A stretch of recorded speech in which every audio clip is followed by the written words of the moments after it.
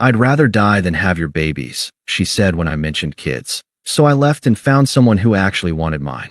Now she's old, childless, and begging to come back. Hey viewers, before we move on to the video, please make sure to subscribe to the channel and hit the like button if you want to see more stories like this. Thanks. This happened 4 years ago, but I'm sharing it now because Jessica just showed up at my daughter's first birthday party uninvited, and I think I need to get this whole story off my chest. I met Jessica when I was 24 and she was 22. We worked at different companies, but ran in the same social circle. She was gorgeous, ambitious, and had this energy that just drew people in. I was completely smitten from day one. Looking back, I should have noticed that the energy I found so attractive was actually her constantly scanning the room for better options. But when you're young and in love, you make excuses for everything. We dated for 2.5 years. I thought we were building something real. I helped her move apartments twice, supported her through a difficult job transition, and even loaned her money when her car broke down.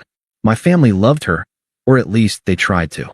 My mom later told me she always felt like Jessica was performing whenever she came around, but she kept that to herself because she could see how happy I thought I was. The beginning of the end happened on a Saturday night in March. Our friends Dave and Qley had invited us over to meet their new baby, Emma. She was maybe 3 months old, just this tiny perfect little thing. I've always been good with kids. I'm the uncle who gets down on the floor and plays, the one who volunteers to hold the baby so the parents can eat dinner in peace. That night, Emma was fussing and Qley looked exhausted. Without thinking, I asked if I could try to calm her down.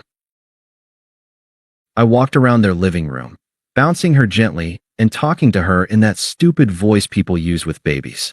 She stopped crying almost immediately and just stared up at me with these huge eyes. "You're a natural," Dave said, grinning. "Emma likes you more than she likes me half the time.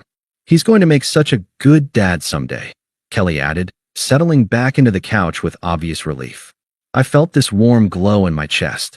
"I hope so," I said, still swaying with Emma. "I've always wanted to be a dad. Can't wait, honestly." I glanced over at Jessica to include her in the moment, maybe share a smile about our future together. Instead, she was staring at her phone, jaw tight. The temperature in the room seemed to drop 10 degrees. "We should probably get going," she said without looking up. "I have an early meeting tomorrow." It was 8:30 on a Saturday night. The car ride home was silent except for the radio. I kept replaying the evening, trying to figure out what had shifted. When I pulled into our apartment complex, I finally worked up the courage to ask, "Hey, you seemed uncomfortable tonight when I was holding Emma. Is everything okay?" Jessica was already unbuckling her seatbelt. "Can we not do this right now?"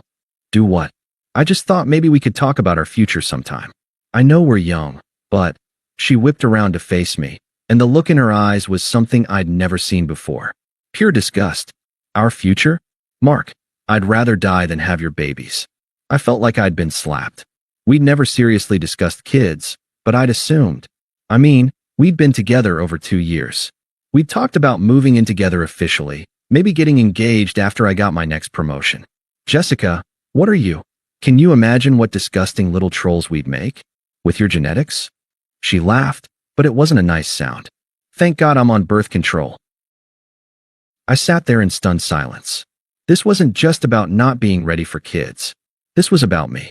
About what she thought of me as a person, as a potential father, as someone whose DNA she couldn't even imagine mixing with hers. "Look at you," she continued, apparently taking my silence as permission to keep going. "Look at your family. Do you really think I want that life? Suburban mediocrity? Kids who look like miniature versions of you." I turned off the car. My hands were shaking. "I'm saying I can't picture anything worse than being stuck with your kids," she finished. "There. Now you know." I wanted to defend myself. I wanted to ask her why she'd been with me for 2.5 years if she found me so repulsive. I wanted to understand how someone I loved could say such cruel things about something so important to me. Instead, I just nodded. "Okay. Okay, what?" "Okay, I heard you." She seemed surprised that I wasn't fighting back, wasn't trying to convince her otherwise. She grabbed her purse and got out of the car, slamming the door harder than necessary. I sat in that parking spot for another 20 minutes, just processing what had happened. Then I went upstairs, brushed my teeth, and went to bed. Jessica was already asleep, or pretending to be. The next few days were weird. Jessica acted like nothing had happened. She made coffee in the morning, kissed me goodbye, asked about my day when she got home. But something fundamental had broken in me. I started seeing our entire relationship differently. How many times had she made little comments about my job not being exciting enough? How often had she steered conversations away from my family, my hometown, my interests? How many times had she introduced me to people as if she were apologizing for me? I'd been making excuses for years. The following Thursday, while Jessica was at her weekly happy hour with coworkers, I packed my stuff. I didn't take anything that was ours, just my clothes, my books, my guitar. I left a note on the kitchen counter. I hope you find whatever you're looking for. Then I blocked her number and all her social media accounts. She tried calling from different numbers for weeks.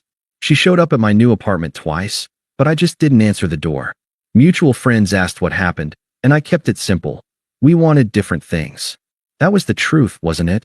For the first few months, I was a mess. Not because I missed Jessica. I realized pretty quickly that I missed the idea of Jessica more than the actual person. But because her words had planted this seed of doubt about myself. Was I really as pathetic as she made me sound? Would any woman actually want to have kids with me?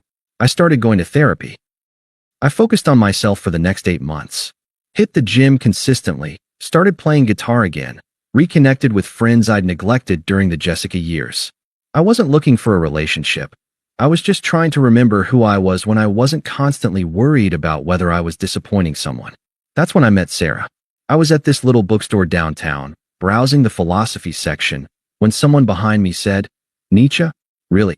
I turned around to find this woman with curly brown hair and the brightest smile I'd ever seen. I know, I said. Very pretentious 20-something guy of me. Actually, I was going to say brave. I tried to read Beyond Good and Evil in college and wanted to throw it across the room after 20 pages. We ended up talking for 2 hours. Sarah was a third-grade teacher, funny and warm, and genuinely interested in hearing my thoughts about everything from books to travel to what I'd wanted to be when I grew up. When I mentioned that I worked in IT but was considering going back to school for engineering, she lit up. "That's amazing. What kind of engineering? Not, why would you want to start over? Or isn't that a lot of work? Just genuine enthusiasm for my dreams." 3 months later, we were officially dating. 6 months after that, I knew I wanted to marry her. The conversation about kids happened naturally, the way these things should. We were babysitting her sister's twins for the weekend, and I was helping 6-year-old Marcus with a puzzle while Sarah braided 4-year-old Lily's hair. "You're so good with them," Sarah said, glancing over at me. "I love kids. Always have." I held my breath, waiting for the familiar tension, the subject change, the emotional withdrawal. Instead, Sarah grinned. "Me too. I became a teacher partly because I wanted to work with kids even before I had my own." "You want kids? Your own kids? Of course. Don't you?" It was such a simple question, asked with such genuine curiosity. No judgment, no disgust, no analysis of my genetic worthiness. "Yes," I said. "I really do." "Good," she said, and went back to braiding. "I was hoping you'd say that." That was it. No drama, no cruelty, no need to defend my desire to be a father. Just two people who wanted the same things, building toward them together. Meanwhile, I heard through mutual friends that Jessica's life was getting complicated. She dated a series of guys who seemed impressive on paper, but turned out to be commitment phobic or just plain jerks. One of them was apparently seeing 2 other women the entire time they were together.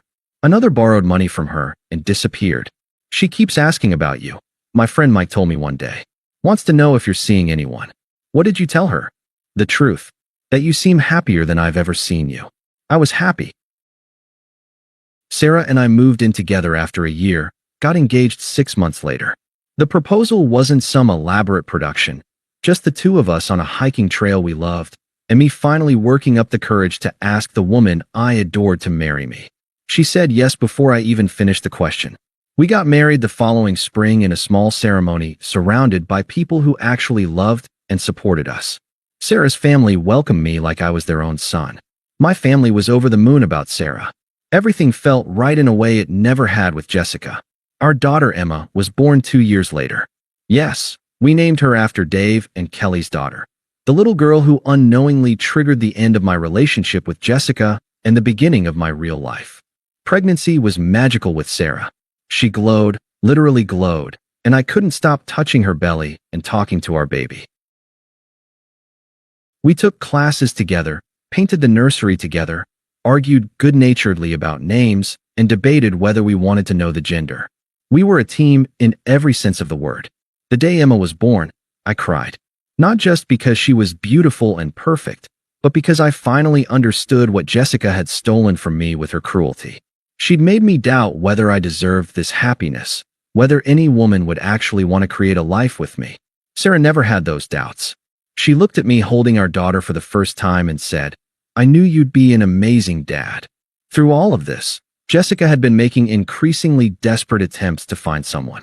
I heard she was on multiple dating apps, going to speed dating events, even asking friends to set her up.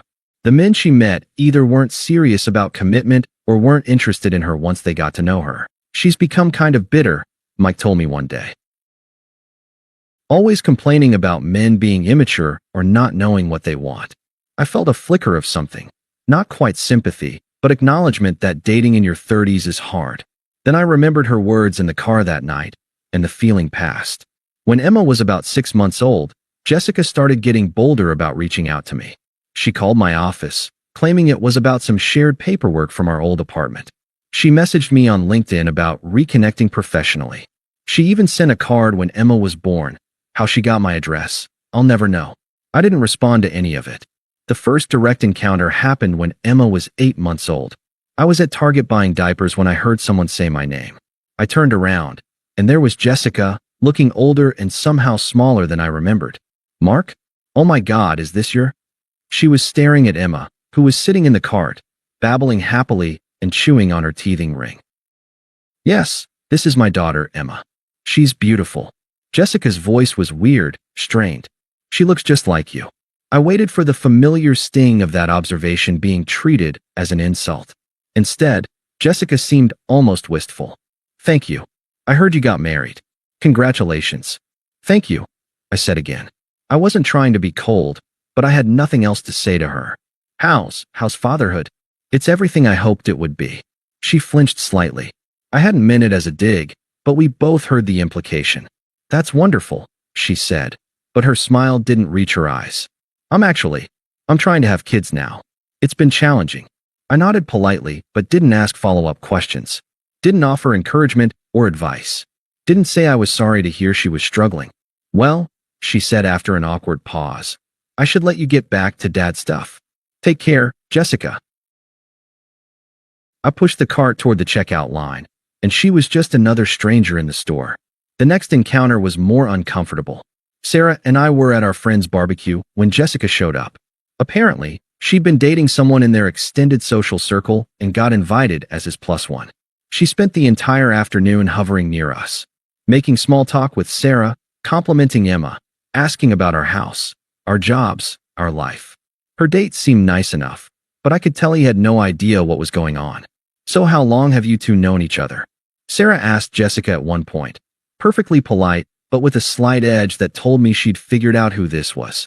"Oh, Mark and I dated years ago," Jessica said casually. "We were together for a while, but we wanted different things." Sarah just nodded and turned her attention back to Emma, who was attempting to eat grass. Later, as we were getting ready to leave, Jessica cornered me by the cooler. "She seems lovely," she said, nodding toward Sarah. "She is. You look happy." "I am. I've been thinking about us lately. About what went wrong."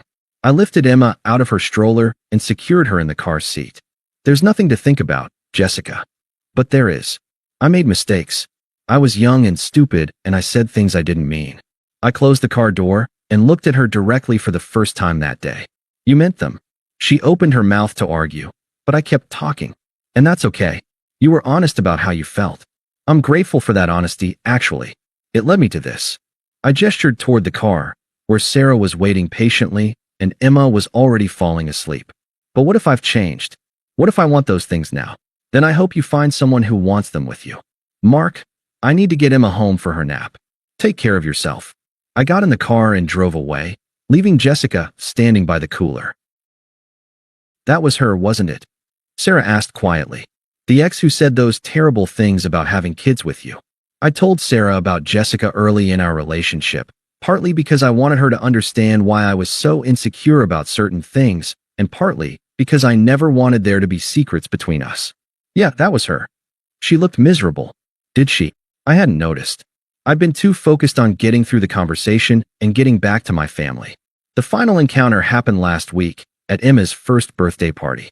We were having it at the community center near our house. Nothing fancy, just family and close friends celebrating our little girl's first year of life. I was outside setting up tables when I saw a familiar car pull into the parking lot. My stomach dropped. Jessica got out, carrying a wrapped present and wearing a dress that was way too formal for a 1-year-old's birthday party. She'd clearly done her research to find out when and where this was happening. Sarah appeared beside me, having spotted her through the window. "Do you want me to handle this?" she asked quietly. "No, I've got it." I walked over to intercept Jessica before she got to the building. "Hi, Mark," she said, holding up the present like a peace offering. "I brought something for Emma." "Jessica, you can't be here." I just wanted to know. My voice was firm, but not angry. "This is my daughter's birthday party. My family is in there. You weren't invited, and you're not welcome. I just want to see her. To wish her happy birthday. She's 1 year old. She doesn't know you exist, and I'd like to keep it that way." Jessica's composure finally cracked. "Please, Mark. I know I messed up. I know I said horrible things. But I've changed. I want kids now. I want what you have. Then build it with someone else. But I can't. No one wants.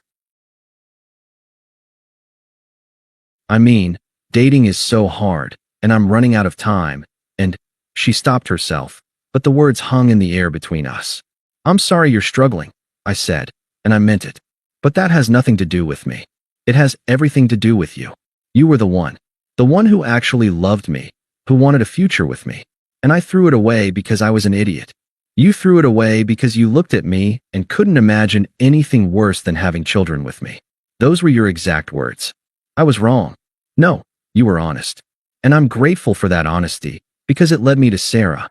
It led me to this life, this family, this happiness that I wouldn't trade for anything." I could see tears starting to form in her eyes, but I felt nothing. Not anger, not satisfaction, not pity. Nothing. "I have to go inside now. My daughter is waiting for her birthday party to start. Mark, please. Can we just..." "Goodbye, Jessica." I walked back toward the building. Behind me, I heard her car door slam and the engine start. Inside, Sarah was bouncing Emma on her hip while my mom set up decorations. "Everything okay?" Sarah asked. "Perfect," I said, and kissed them both. Later that evening, after Emma had thoroughly destroyed her birthday cake and all the guests had gone home, Sarah and I were cleaning up. "Do you think she'll keep trying?" Sarah asked. I thought about it. Jessica at 38, finally understanding what she'd lost. Watching other people have the things she'd rejected. Realizing that you can't go back and unsay words that cruel. Maybe, but it doesn't matter. How can you be so calm about all this? I looked around at the remnants of our daughter's party, the decorations made with love, the toys from friends and family who adored Emma, the photos of the three of us covered in cake and grinning like maniacs. "Because this is real," I said. What I had with Jessica was just waiting. Waiting for the right person to want the same things I wanted. Waiting for someone who thought having my kids would be the best thing in the world, not the worst. Sarah smiled and kissed me, tasting like birthday cake and happiness. "I love your genetics," she whispered against my lips. "Good thing," I whispered back. "Because I'm thinking Emma needs a little brother or sister." Really. And somewhere out there, Jessica is still waiting. Still trying to find someone to give her what she rejected with such cruelty 4 years ago. Still wondering if it's possible to undo words that cut so deep they change the entire trajectory of two people's lives. I hope she finds happiness, I really do. But not with me, and not with my family. We're exactly where we belong. Thanks for watching. Make sure to subscribe to the channel and hit the like button. What do you think about this story? Share it in the comments.